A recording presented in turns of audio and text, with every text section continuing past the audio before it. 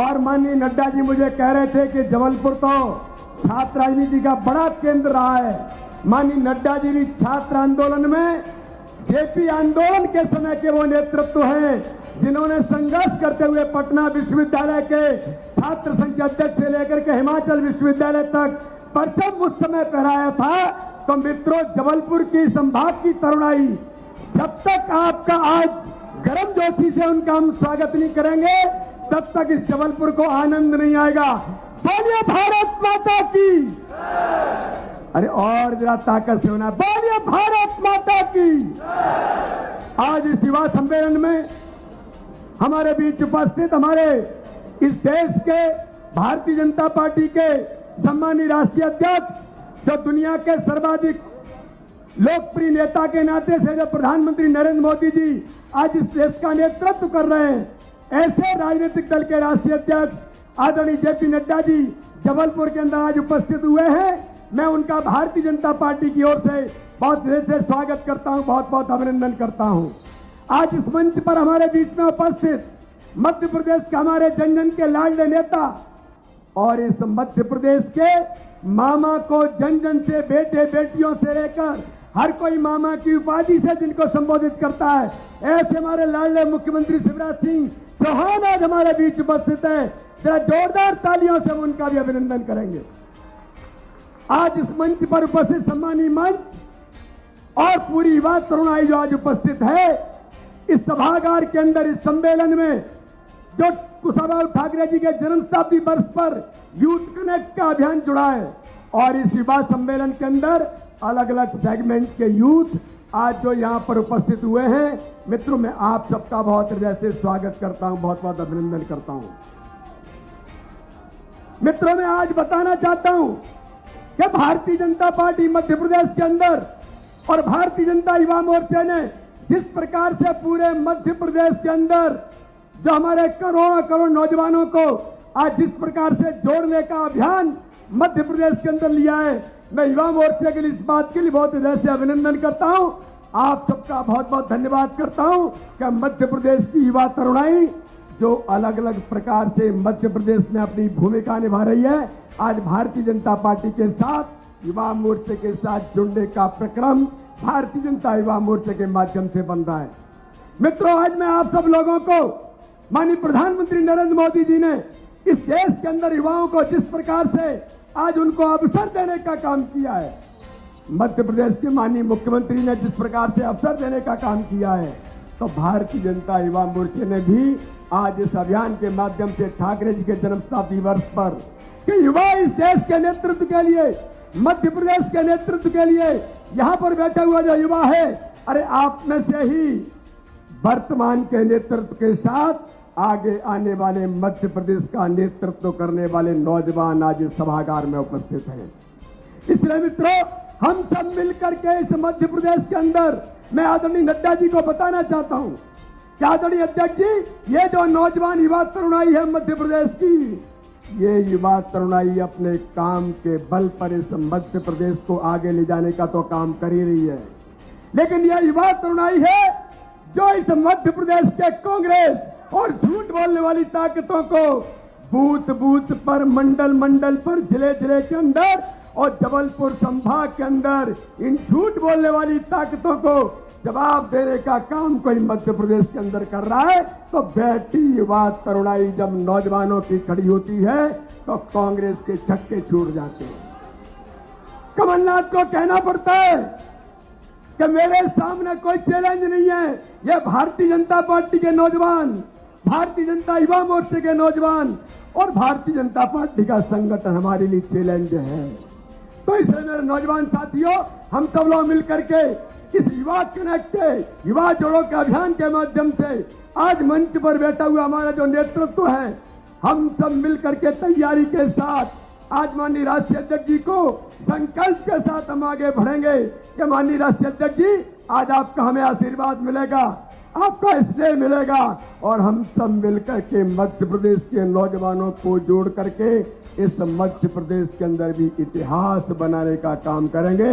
मैं केवल आज के इस अवसर पर हमें सम्मानीय अध्यक्ष जी को सुनना है, इतनी बात कह करके कि माननीय अध्यक्ष जी के साथ आज जो इतनी बड़ी संख्या में नौजवान साथी उपस्थित हुए, आप सबका बहुत जैसे स्वागत है, बहुत बहुत धन्यवाद। भारत माता की, महाराणा प्रताप की, रानी दुर्गावती की, प्रधानमंत्री नरेंद्र मोदी जी की, जेपी नड्डा जी की और मेरे भांजे और भांजियों की। अरे भांजियों की जय हो गई तो मामा की जय। आज हम सबके सौभाग्य से युवा मोर्चे के इस यूथ कैडेट कार्यक्रम को संबोधित करने पधारे।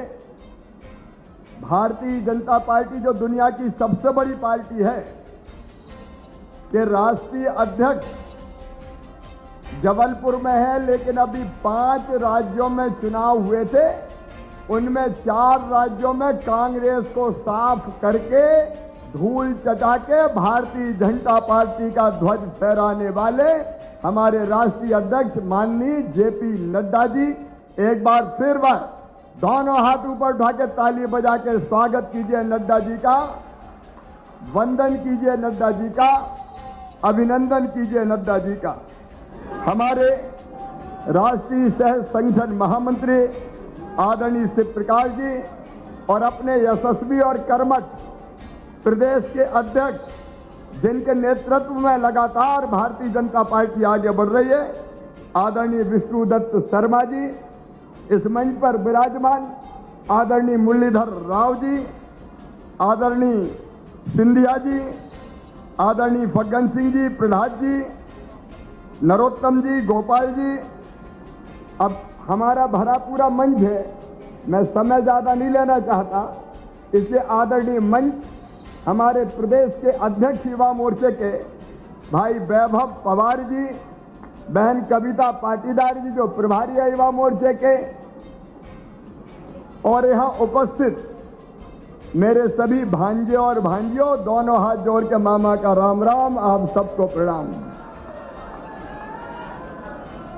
आज महाराणा प्रताप की जयंती है और महाराणा प्रताप ने कह दिया था कि घास फूस की रोटी खा लूंगा लेकिन अकबर को अधीनता स्वीकार नहीं करूंगा, मुगलों के साम्राज्य को समाप्त करके चैन की सांस लूंगा। मैं उनके चरणों में श्रद्धा के सुमन अर्पित करता हूं। सचमुच में युवा वो नहीं है जिसकी उम्र 15 साल से 35 साल की होती है। युवा वो है जिसके पैरों में गति होती है। युवा वो है जिसके सीने में आग होती है।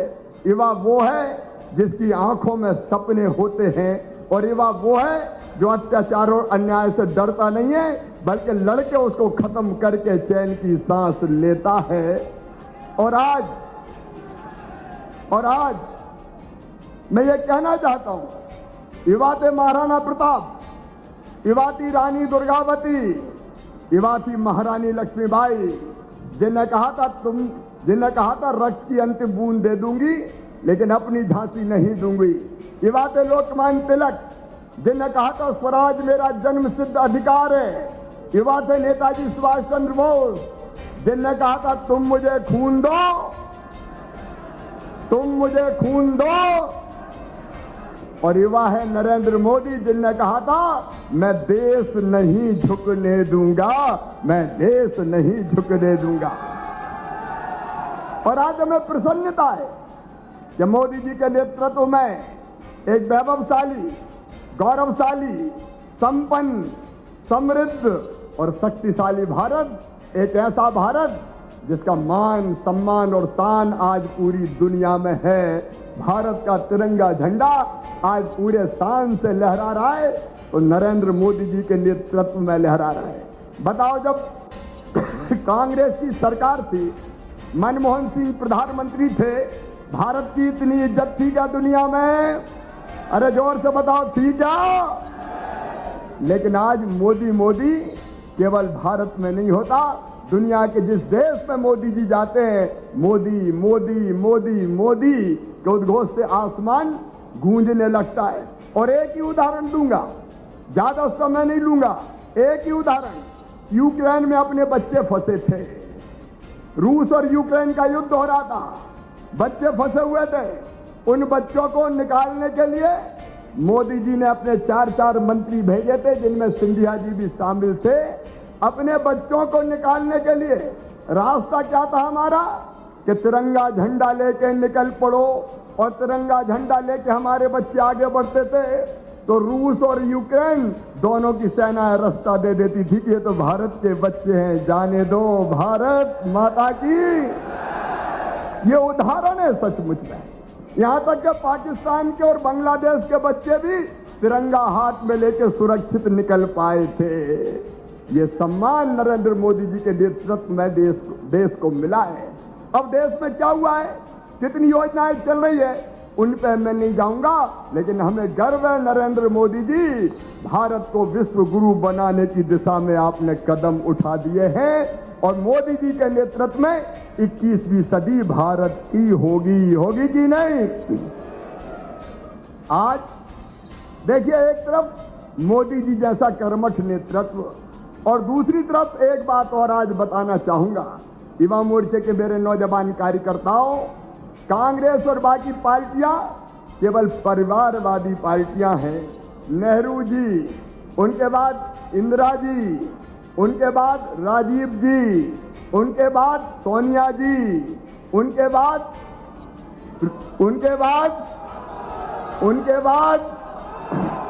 प्रियंका जी, और उनके बाद जीजा जी ये नहीं, रॉबर्ट वढेरा, एक ही खानदान। और ये देख लो भारतीय जनता पार्टी, यहाँ आज ये सुमित्रा वाल्मीकि बैठी है, जानते हैं इनको? सुमित्रा वाल्मीकि का कोई राजनीतिक परिवार नहीं है। ये भारतीय जनता पार्टी की मेहनती कार्यकर्ता, जबलपुर की रहने वाली, इनने सपने में नहीं सोचा था कि पार्टी मुझे राज्यसभा में पहुंचाएगी। राज्यसभा में पहुंच रही है सुमित्रा वाल्मीकि, ताली बजा के स्वागत करें। ये भारतीय जनता पार्टी है। ये बेटी बैठी है कविता पाटीदार, ये पार्टी की महामंत्री थी, दिन और रात काम किया 1.25 साल में, और काम के आधार पर स्थान बनाया पार्टी में। तो पार्टी ने तय किया, कविता ने नहीं मांगा, पार्टी ने तय किया कि राज्यसभा में कविता पाटीदार भी जाएगी, जो युवा मोर्चे की प्रभारी है। यहाँ काम करने वाले को इज्जत और सम्मान मिलता है। और ये सोच लेना, यहाँ काम करो, परिवारवाद नहीं चलता, काम करोगे तो प्रधानमंत्री नरेंद्र मोदी जी तक भी जा सकता है। कोई भी युवा जा सकता है। ये भारतीय जनता पार्टी है। हमारी पार्टी दूसरी पार्टियों से अलग है कि नहीं? अरे है कि नहीं? तो हमें गर्व है, हम इस भारतीय जनता पार्टी के कार्यकर्ता हैं। मैं केवल एक बात और अंत में कहूंगा, युवा मोर्चे के कार्यकर्ता मित्रों, मैं भी युवा मोर्चे से आया हूं। हमने दरियां बिछाई हैं, हमने पोस्टर चिपकाए हैं, हमने अनाउंसमेंट किया है, मेहनत से काम करते रहो। अभी नगर निगम, नगर पालिका, नगर पंचायत के चुनाव और पंचायतों के चुनाव है। उसमें बताओ भारतीय जनता पार्टी को जीतना चाहिए कि नहीं? जोर से बताओ, जीतना चाहिए कि नहीं? तो जिताने के लिए काम करोगे। आप इतने ही काम करना, हितग्राही मूलक जो योजनाएं हैं, जिनका लाभ मिल रहा है, प्रधानमंत्री जी की दर्जनों योजनाएं, उन हितग्राहियों को इकट्ठा करो। मैं आज कहना चाहता हूं, आप युवा मोर्चे के मित्र यहां बैठे, आप में से कई पढ़ते होंगे। मुझे गर्व है ये कहते हुए कि यह भारतीय जनता पार्टी की सरकार, जिसने मुख्यमंत्री मेधावी विद्यार्थी योजना बनाई, संबल योजना बनाई, और उस योजना में तय किया कि मेधावी बच्चे अगर हैं और गरीब परिवार से भी आते हैं तो वो चिंता पढ़ाई की ना करें। उनके अगर एडमिशन उनकी प्रतिभा के कारण, उनकी मेहनत के कारण मेडिकल कॉलेज में होगा, इंजीनियरिंग कॉलेज में होगा, IIT में, IIM में होगा, लॉ कॉलेज में होगा, तो फीस चाहे 5, 7, 8 लाख रुपया साल भी हो, उनकी वो फीस उनके मम्मी पापा नहीं भरवाएंगे। कौन भरवाएगा? कौन भरवाएगा? तो ये जाके बच्चों को बताना पड़ेगा। लाखों बच्चों की फीस भरवाने का हम काम कर रहे हैं। रोजगार दिवस महीने में एक बार मनाते हैं हम लोग। रोजगार बड़ी समस्या है, सरकारी नौकरियों में भी रोजगार के अवसर हैं, लेकिन प्रधानमंत्री श्रीमान नरेंद्र मोदी जी के आशीर्वाद से उनकी जितनी योजनाएं, प्रधानमंत्री रोजगार सृजन कार्यक्रम, मुद्रा योजना, मुख्यमंत्री उद्यम क्रांति योजना, एक नहीं अनेकों योजना, उसके अंतर्गत महीने में एक बार रोजगार दिवस मनाते हैं। और मेरे मित्रों, मुझे कहते हुए गर्व है, हमने पिछले 3 महीने में 13 लाख बच्चों को रोजगार दिलाया है। अलग अलग योजनाओं में 13 लाख अपना रोजगार। मध्य प्रदेश के बच्चे रोजगार मांगने वाले नहीं, रोजगार देने वाले बना रहे। उन बच्चों से संपर्क करो। लाडली लक्ष्मी बेटियां अब कॉलेज में आ रही है, उनके परिवारों से संपर्क करो। हितग्राही मूलक योजनाओं के जो हितग्राही है उनसे संपर्क करो। यूथ कनेक्ट तो करो ही, हितग्राही कनेक्ट भी करो, तो अपने आप भारतीय जनता पार्टी को भारी विजय मिलेगी। ये काम आज मैं आपके जिम्मे सौंपता हूं। बोलो, सब करेंगे? जोर से बताओ, सब करेंगे? गांव गांव जाएंगे, अलग जगाएंगे, जागरण का मंत्र फूकेंगे और भाजपा को जिताएंगे। तो दोनों हाथ ऊपर उठा के, दोनों मुट्ठी बांध के, भारत माता की जय बोल के भारतीय जनता पार्टी को स्थानीय निकाय में भी जिताने का संकल्प लें। उठाइए दोनों हाथ, बांधिए दोनों मुट्ठी और मेरे साथ बोलिए, भारत माता की। मंच पर उपस्थित भारतीय जनता पार्टी के प्रदेश के जुझारू और कर्मठ अध्यक्ष श्री विष्णुदत्त शर्मा जी, हमारे प्रदेश के बहुत ही यशस्वी मुख्यमंत्री, हमारे वरिष्ठ साथी सम्माननीय शिवराज सिंह चौहान जी, हमारे मध्य प्रदेश में पार्टी के प्रभारी और हमारे वरिष्ठ साथी मुरलीधर राव जी, हमारे राष्ट्रीय सह संगठन महामंत्री जो संगठन का काम देख रहे हैं, संगठन के सूत्रधार हैं, ऐसे हमारे शिव प्रकाश जी, भारत सरकार में मंत्री श्री ज्योतिरादित्य सिंधिया जी, हमारे भारत सरकार में मंत्री प्रहलाद पटेल जी, श्री फग्गन सिंह कुलस्ते जी, हमारे यहाँ के लोकप्रिय सांसद और हमारे वरिष्ठ साथी राकेश सिंह जी, युवा मोर्चा के मोर्चा अध्यक्ष, प्रदेश के अध्यक्ष वैभव पवार जी, राष्ट्रीय महामंत्री रोहित चहल जी, हमारे राष्ट्रीय महामंत्री ओम प्रकाश ध्रुवे जी, हमारी अपनी बहन कविता जी, सुष्मिता जी, हमारे प्रदेश के पदाधिकारी और युवा मोर्चा के मेरे साथी, और यहाँ इतनी बड़ी संख्या में एकत्र आए हमारे जबलपुर संभाग के युवा साथी, मीडिया के मेरे साथी, प्रिंट मीडिया और इलेक्ट्रॉनिक मीडिया के मेरे साथी, मुझे आज इस युवा संगम में आने का सौभाग्य मिला और जबलपुर में आप सबको के साथ मिलकर इस युवा संगम में अपनी बात को कहने का आपने मुझे मौका दिया है। मैं सबसे पहले तो युवा मोर्चा के पदाधिकारियों को और युवा मोर्चा के कार्यकर्ताओं का मैं धन्यवाद देता हूं, जिन्होंने ये शानदार कार्यक्रम आयोजित करके जबलपुर संभाग में एक युवाओं की छाप और युवाओं की बात को रखने का प्रयास किया है। मैं जब जबलपुर में आया हूं, हम सब जानते हैं ये संस्कारधानी है, ये संस्कारों का धाम है और उसके साथ साथ यहां संस्कृति, इतिहास का एक विशेष योगदान है। यहां के वरिष्ठ लोगों ने देश के आंदोलन में भी अपना पूरा योगदान किया है। ऐसी संस्कारधानी को और साथ ही साथ ऐसे गौरवशाली संस्कृति की रक्षा करने वाले स्थान को सबसे पहले तो मैं नमन करता हूं और सभी का आशीर्वचन लेकर के अपनी बात को प्रारंभ करता हूं। अभी अभी हमारे शिवराज जी ने आपके सामने बहुत सी बातें रखी हैं और साथ ही साथ हमारे युवा प्रदेश के अध्यक्ष उन्होंने भी आपके सामने युवाओं के बारे में चर्चा की है।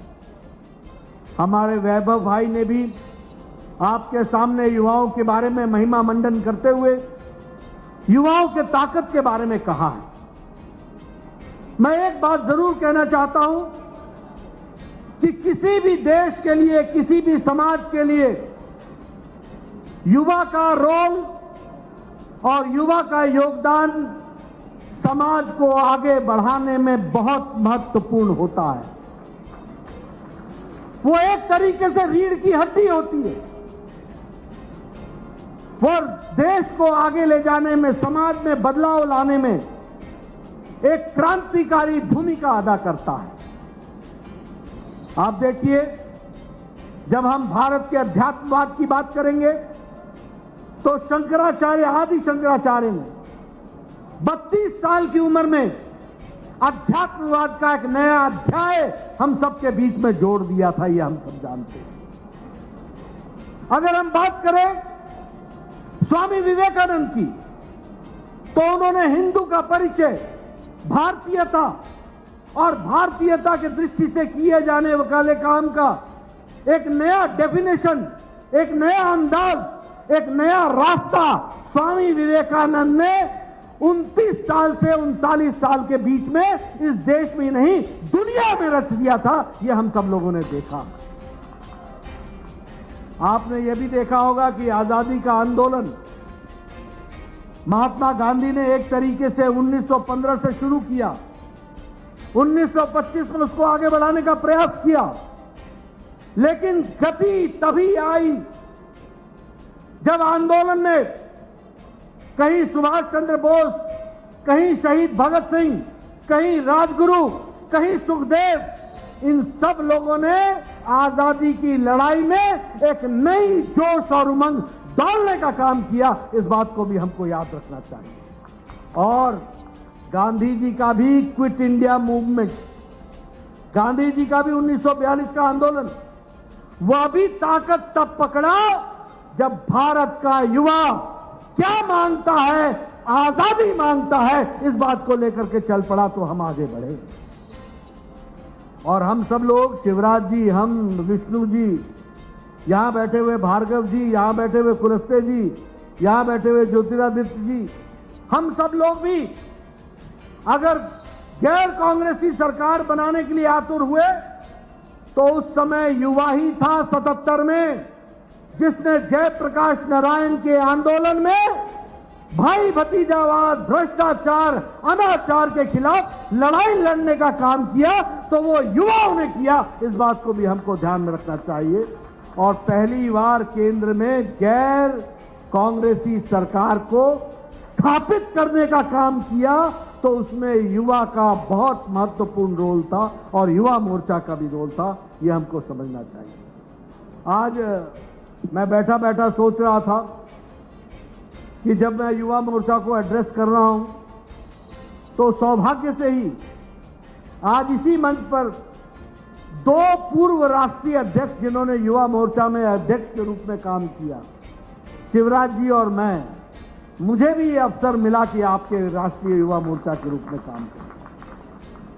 मित्रों, परिवर्तन का नाम युवा है, नई सोच का नाम युवा है, नई उमंग का नाम युवा है, समाज को बदल देने की ताकत रखने वाले का नाम युवा है।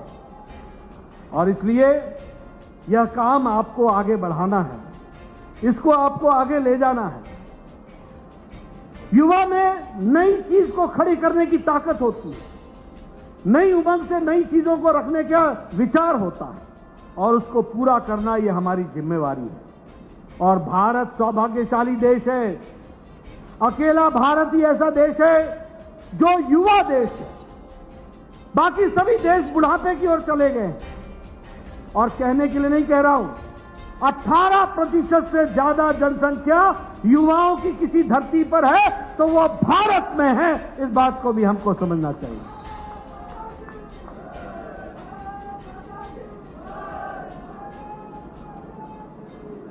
ये युवाओं का देश है। आज लगभग 25 करोड़ युवाओं के दृष्टि से हम जानते हैं 18% की जनसंख्या हमारी हुई है। और हम चाइना को, जो दुनिया में पॉपुलेशन में सबसे आगे माना जाता है, उसको भी युवा जनसंख्या में पछाड़ते हुए युवाओं का देश बना है तो भारत बना है। इस बात को हमको ध्यान रखना चाहिए। मित्रों, मैं आंकड़े तो गिना सकता हूं, लेकिन आंकड़ों के साथ साथ आपको यह भी बताना चाहता हूं कि किस तरीके से हमारे आदरणीय प्रधानमंत्री जी और हमारे शिवराज जी युवाओं को देखते हैं। आपको जानकर के खुशी होगी कि स्किल इंडिया मिशन के तहत, ये स्किल इंडिया का मिशन, ये मिशन सिर्फ नारा नहीं है, ये मिशन, स्किल इंडिया मिशन एक प्रतिज्ञा है कि इस देश में 40 करोड़ नौजवानों को स्किल करके हम खड़ा करेंगे और स्किल इंडिया की तरफ बढ़ेंगे। 400 मिलियन को हम इस स्कीम के साथ जोड़ेंगे। आज आपको जानकर के खुशी होगी, 2014 में स्टार्टअप की संख्या 65 और 70 थी, बाद में 135 हुई। आज भारत में स्टार्टअप की संख्या 70,000 है, 70,000। और उसमें से 100 स्टार्टअप ऐसे हैं जिन्होंने यूनिकॉर्न का तगमा हासिल कर लिया है। वो 100 करोड़ के टर्नओवर से ऊपर बढ़ चले हैं। ये हमारा युवा भारत है, इसको हमको समझना चाहिए। यानी मोदी जी की सीख ने और शिवराज जी ने धरती पर उतार करके युवाओं में ये मन भरा है, ये मस्तिष्क में डाला है कि युवा मांगने वाला नहीं होगा, युवा अब देने वाला होगा और देगा भी। तो 70 स्टार्टअप को खड़ा करके, इसको भी हमको याद रखना चाहिए। मित्रों, मेक इन इंडिया, इस कार्यक्रम को भी एक नए रूप देने का प्रयास हुआ है। मेक इन इंडिया, इसको भी एक नया रूप देने का प्रयास हुआ है। फिट इंडिया मूवमेंट ने अपने आप में भारत के युवाओं के बारे में एक नई तस्वीर खींची है। डिजिटल इंडिया की अगर हम बात करें तो डिजिटल इंडिया ने भारत की तस्वीर बदल दी है और उस बदलने में युवाओं का सबसे बड़ा योगदान है। इस बात को हमको समझना चाहिए। मित्रों, ये बात मैं आपको इसलिए कह रहा हूं, आपको कभी यह आभास नहीं होगा कि डिजिटल इंडिया में भारत सिर्फ भारत को ही सर्व नहीं कर रहा है, भारत दुनिया को सर्व कर रहा है। और भारत के सारे कार्यक्रम आज डिजिटल इंडिया के कार्यक्रम हो गए हैं और हमारा युवा उसको भी आगे बढ़ा रहा है। इसको भी हमको समझना होगा। मित्रों, अगर हम मध्य प्रदेश की बात करें तो सीएम एंटरप्रेन्योरशिप के तहत जो फाइनेंशियल असिस्टेंस दिया जा रहा है, जो आर्थिक ताकत दी जा रही है, उसको भी हमको याद रखने की जरूरत है। अगर हम उद्यम क्रांति योजना की बात करें, अगर हम युवा स्वाभिमान योजना की बात करें, अगर हम मुख्यमंत्री कौशल संवर्धन योजना की बात करें, ये सारी योजनाएं ऐसी योजनाएं हैं जो मध्य प्रदेश के युवाओं को धरती पर मजबूती देने का काम कर रहा है। और मैं युवा मोर्चा के कार्यकर्ताओं से कहना चाहता हूं कि सिर्फ नारा लगाना तुम्हारा काम नहीं है, कार्यक्रमों को धरती पर उतारना और युवाओं को सशक्त करना, ये युवा मोर्चा का काम है और इस काम को आपको करना होगा। ये इतनी स्कीमें, ये मेक इन इंडिया की स्कीम थी, ये बाकी स्कीमें थी, इसको धरती पर उतारने का काम अगर किसी ने करना है तो वो आज आप सब लोगों को करना है, ऐसा मैं कहना चाहता हूं। अभी अभी हमारे शिवराज जी ने आपके सामने चर्चा की और उन्होंने कहा कि यूक्रेन से 23,000 बच्चों को भारत लेकर के आया। मित्रों, ये सिर्फ 23,000 बच्चों को लाने का मामला नहीं है, ये भारत की बदलती तस्वीर मोदी जी के नेतृत्व में है। इस बात को समझने का है। आप बताइए, आज से पहले कोई भारत का प्रधानमंत्री पुतिन से बात करता हो और ज़ेलेंस्की से बात करता हो और दोनों को कहता हो युद्ध रोको, भारत के नौजवानों को मुझे लाना है वापस, और दोनों युद्ध रोक देते हैं, भारत के तिरंगे झंडे को लेकर भारत का युवा चल पड़ता है। और हमारे ज्योतिरादित्य सिंधिया भारत के मंत्री के हैसियत से इन बच्चों को लेने के लिए वहां जाते हैं और 114 एयरक्राफ्ट में 114 उड़ानें भरकर 23,000 बच्चों को सुरक्षित दिल्ली और बंबई और भारत की धरती पर पहुंचाते हैं। यह बदलता भारत। कभी सोचा था कि अफगानिस्तान से गुरु ग्रंथ साहब को सुरक्षित लाने का काम करेगी तो वो मोदी सरकार करेगी? कभी सोचा था कि सिख भाइयों को तो छोड़ो, सिख भाइयों के साथ साथ पाकिस्तान के लोग भी अफगानिस्तान में जो फंसे हैं उनको भी लाने का काम करेंगे तो वो भारत सरकार करेगी, और नेपाल के लोगों को भी लाने का काम करेगी। यमन में फंसे हुए हमारे नर्सेज, उनको वापस। और आप बताओ, देश में कोई, दुनिया में कोई सरकार है जो अपने बच्चों को वापस लाई है? कोई सरकार है क्या? कोई सरकार है क्या? ये मोदी है तो मुमकिन है, इस बात को याद रखना और उसको हमको लेकर के चलना। आज जब हम इस बात की चर्चा कर रहे हैं, मैं हमेशा इस बात की चर्चा करता हूं। आज आप लोग बड़े नजदीक बैठे हुए हैं, किसी के मुंह में मास्क नहीं है और नजदीक बैठे हैं। ये कैसे बैठे हैं? ये कैसे बैठे हैं? मित्रों, इस देश में याद रखना, गलत नेतृत्व आता है तो क्या होता है और सही नेतृत्व आता है तो क्या होता है। गलत नेतृत्व आता है तो पेनिसिलिन की दवा पहुंचने में 25 साल लगते हैं। गलत नेतृत्व बैठता है तो मीजल्स की दवा पहुंचने में 20 साल लगते हैं। गलत व्यक्ति अगर गद्दी पर बैठता है तो इस देश में पोलियो का ड्रॉप पहुंचने में 37 साल लगते हैं। अगर गलत व्यक्ति बैठता है तो टेटनस की दवा को पहुंचने में यहां 28 साल लगते हैं। अगर गलत व्यक्ति कोई बैठता है तो जापानी बुखार की दवाई को भारत में पहुंचने में 100 साल लगते हैं। और जब सही नेता बैठता है तो कोरोना 2020 की जनवरी में आता है। कोरोना की दवाई की तैयारी अप्रैल 20 को शुरू हो जाती है और 2020 के अक्टूबर में दवाई टेस्ट के लिए तैयार हो जाती है और जनवरी 21 में यह दवाई लगनी शुरू हो जाती है। और जनवरी 22 के बाद 192 करोड़ डोज लग करके, डबल डोज लगा के और बूस्टर लगा करके हमारा भाई सुरक्षा कवच पहन करके यहां खड़ा रहता है। यह है सही आदमी के बैठने का फर्क। आज भारत मांगने वाला नहीं है, देने वाला भारत हो गया है। आपको जानकर खुशी होगी कि 100 देशों को वैक्सीन पहुंचाने का काम अब भारत ने किया है। आपको जानकर खुशी होगी कि 18.5 करोड़ डोज भारत ने पहुंचाया है।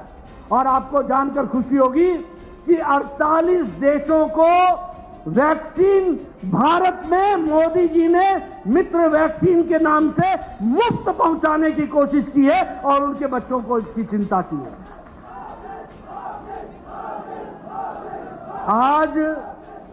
आज हमारे 12 साल का बच्चा भी डोज लगा के बैठा है और आप सब लोग डबल डोज लगा के बैठे हो। मोदी जी ने आपको सबको सुरक्षा कवच पहनाया है और इसलिए बिना मास्क के नारे लगाते हुए खुली हवा में आप खड़े हो, तो ये मोदी जी के द्वारा किया गया काम है। और अब युवाओं ने उसमें क्या योगदान किया है? युवाओं ने योगदान ये किया है कि डिजिटल इंडिया के कारण हम 192 करोड़ डोज एक पर्टिकुलर टेम्परेचर में बस्तर के जंगल तक पहुंचाया है, लद्दाख की पहाड़ियों पर पहुंचाया है, जम्मू कश्मीर और लेह तक पहुंचाया है और वहीं उसको एक दूर सुदूर हमारे गढ़चिरौली के स्थानों तक पहुंचाया है और राजस्थान के जैसलमेर तक पहुंचाया है एक पर्टिकुलर टेम्परेचर में। ये डिजिटल इंडिया का कमाल है जो हम लोगों ने इस तरीके का काम किया है। मित्रों, मैं आपके सामने बहुत सी कहानियां कह सकता हूं, लेकिन आज मैं सिर्फ इतना ही बताना चाहता हूं कि देश बदला है, और देश को देखने का नजरिया बदला है। 2014 के पहले हम कहते थे सब कुछ हो सकता है, कुछ नहीं बदलेगा, ऐसा ही चलेगा। आज 2022 में हम कहते हैं मोदी है तो मुमकिन है। ये हमको फर्क देखना चाहिए। ये मोदी है तो मुमकिन है, ये हम फर्क देख रहे हैं। और मध्य प्रदेश ने भी कोई कसर नहीं छोड़ी है। आपको जानकर के खुशी होगी कि जहां हमारा ग्रॉस डोमेस्टिक प्रोडक्ट है और हमारा जो विकास दर है भारत का, वो 8.7% गति से आगे बढ़ रहा है। अमेरिका 4.4% पर है, यूरोप 3.7% पर है और भारत 8.7% पर। ये पेंडेमिक के बाद, ये कोरोना के त्रासदी के बाद भी भारत तीव्र गति से आगे बढ़ रहा है। आपको जानकर खुशी होगी कि मध्य प्रदेश भी पीछे नहीं है। मध्य प्रदेश का ग्रॉस डोमेस्टिक प्रोडक्ट जो है वो 19.74% से बढ़ रहा है, 19.74% से बढ़ रहा है। इसका मतलब हमको ये ध्यान में रखना चाहिए कि ग्रॉस डोमेस्टिक प्रोडक्ट जो पहले 9,76,281 करोड़ था, आज मध्य प्रदेश का वो बढ़कर 11,69,004 करोड़ पहुंच गया है। ये भी हमको ध्यान में रखना चाहिए। उसी तरीके से हमारे यहां पर कैपिटा इनकम, पर व्यक्ति की आय सालाना भारत की 79,000 थी, वो बढ़कर के 1,50,000 हो गई है और मध्य प्रदेश की 1,24,000।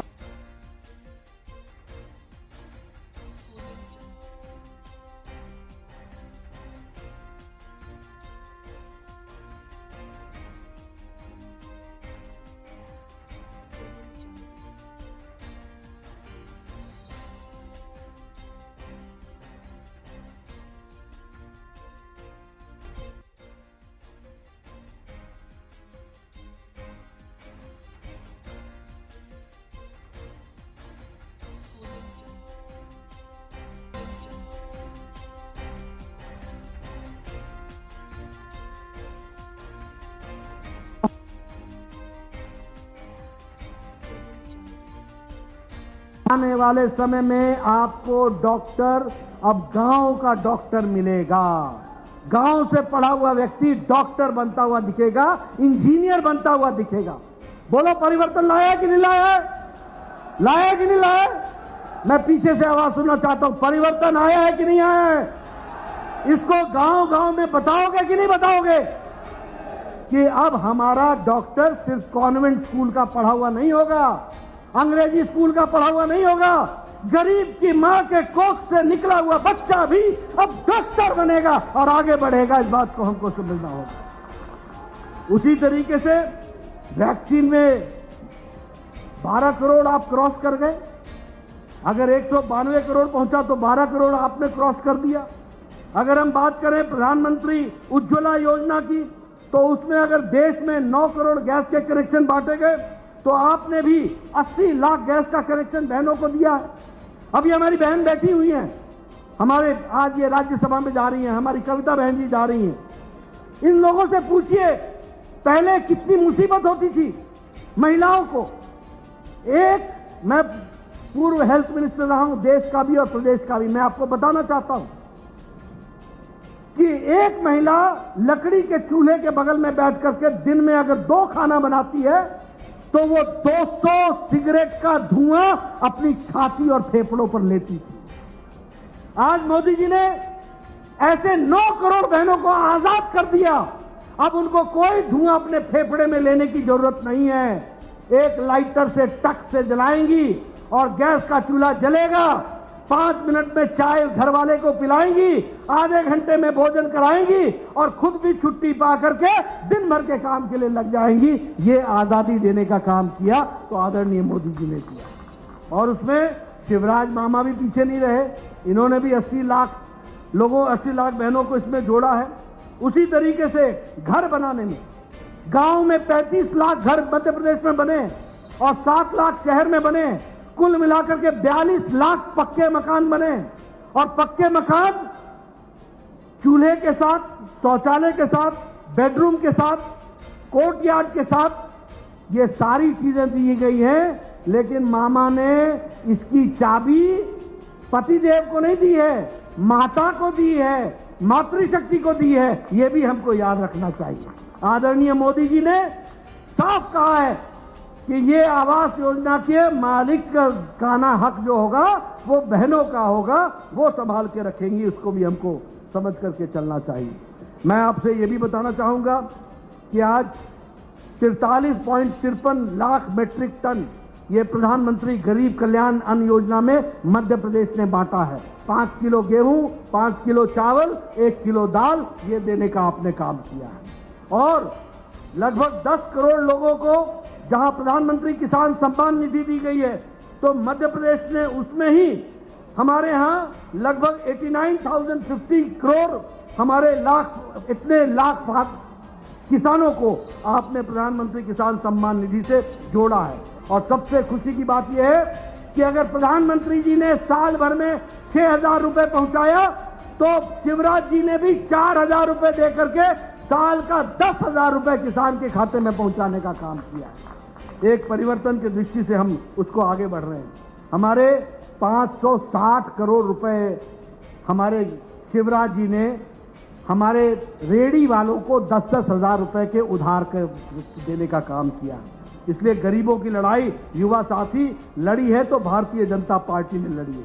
मुझे खुशी है कि मध्य प्रदेश ऑर्गेनिक फार्मिंग में देश में नंबर 1 पर आकर के खड़ा हो गया। मुझे खुशी है कि राष्ट्रीय शिक्षा नीति को सबसे तीव्र गति से लागू करने वाला प्रदेश है तो वो मध्य प्रदेश बन गया है। मुझे खुशी है कि नंबर 1 पर खड़ा है जनधन अकाउंट खोल, सुकन्या समृद्धि योजना में अकाउंट खोलने में और अकाउंट में पैसा पहुंचाने में ये मध्य प्रदेश नंबर 1 पर है। और इंदौर शहर सबसे साफ शहर यह भी 5वीं बार हुआ है, तो वो इंदौर मध्य प्रदेश में हुआ है, वो भी हमको समझना चाहिए। बजट के वेलफेयर स्कीम में आपने 8,000 करोड़ रुपए खर्च करके आपने उसमें भी अपना नंबर 1 पोजीशन बनाया है। महिला सशक्तिकरण की दृष्टि से 50% रिजर्वेशन लोकल सेल्फ गवर्नमेंट में मध्य प्रदेश सरकार ने किया है। उसी तरीके से 50% आपने टीचर्स की नियुक्ति में कर दिया है, 30% आपने पुलिस की नियुक्ति में कर दिया है और 33% आपने जो है वो गवर्नमेंट जॉब्स में आपने सरकारी नौकरी देने में किया है। मध्य प्रदेश ने इसमें भी लीड ली है, वो भी हमको ध्यान में रख करके चलना चाहिए। आज मध्य प्रदेश बिजली में सरप्लस स्टेट बन गया है और सोलर और विंड एनर्जी में 51,000 मेगावाट ये दे रहा है। इसलिए मित्रों, एक तरीके से कहा जाए तो मध्य प्रदेश जो कभी बीमारू राज्य था, जो कभी बीमार था, जो कभी पिछलग्गू था, जो सबसे पीछे खड़ा था, वो आज छलांग लगा करके आगे खड़ा है और तीव्र गति से आगे चल रहा है। लेकिन मेरा युवा साथियों से एक निवेदन है कि समय बिना गवाए हुए आप सबको तीव्र गति से इन सारे आंकड़ों का अध्ययन करना चाहिए। युवा मोर्चा सिर्फ नारे लगाने के लिए नहीं है। मैं बड़े साफ शब्दों में कहना चाहता हूं, युवा मोर्चा कल के भारत के सपने को साकार करने वाला उपकरण है, उसको समझना चाहिए। और अगर वो उपकरण है तो उसको अपने कंधे मजबूत करने चाहिए, उसको अध्ययन करना चाहिए। हम यहां पर सिर्फ इधर उधर की बात करने नहीं आए हैं, हम देश को दिशा देने आए हैं, हम प्रदेश को दिशा देने आए हैं। और अगर हम प्रदेश को दिशा देने आए हैं तो हमारी बुद्धि इतनी तीक्ष्ण होनी चाहिए कि हमको कल आने वाली समस्या मालूम होनी चाहिए और हमारा तन और मन और विचार उस समस्या से जूझने की मन रखना चाहिए और उस समस्या से जूझ करके भारत को, मध्य प्रदेश को आगे बढ़ाने में तत्पर रहना चाहिए। इसका नाम युवा है, इसको हमको समझना चाहिए। इसलिए मित्रों, मैं यहां पर भाषण आपके सामने लुभावने वाले भी भाषण दे सकता था, लेकिन मैंने आपको आंकड़ों से लैस किया। आपको आंकड़ों से इसलिए लैस किया कि we are serious political worker. मैं जब युवा मोर्चा का काम करता था तो मैं उस दिन भी यही कहता था, अरे कल हमने संभालना है, कल पार्टी हमने संभालनी है, कल देश को हम लोगों ने चलाना है, कल प्रदेशों को हम लोगों ने चलाना है। अगर हम इन बारीकियों को नहीं समझेंगे और सिर्फ नारे लगाते रहेंगे तो काम नहीं चलेगा। नारा भी लगाना है लेकिन दिमाग को तेज रख करके आगे भी बढ़ाना है, इसको हमको समझना चाहिए। मित्रों, मेरा पूरा विश्वास है कि युवा मोर्चा मेरी बात को पूरी ताकत के साथ और पूरी तत्परता के साथ लगेगा और जो मोदी जी का नारा है संकल्प से सिद्धि की ओर, युवा मोर्चा प्रण थाम ले कि संकल्प ले कि भारत की तस्वीर जो मोदी जी बदल रहे हैं उसमें अपना योगदान करेंगे। ये मौका हमको मिला है और आने वाले समय में भारत को सबसे ऊंचे पायदान पर खड़े करने में अपना जीवन लगा देंगे। इन्हीं शब्दों के साथ बहुत बहुत धन्यवाद। जय भारत, जय मध्य प्रदेश।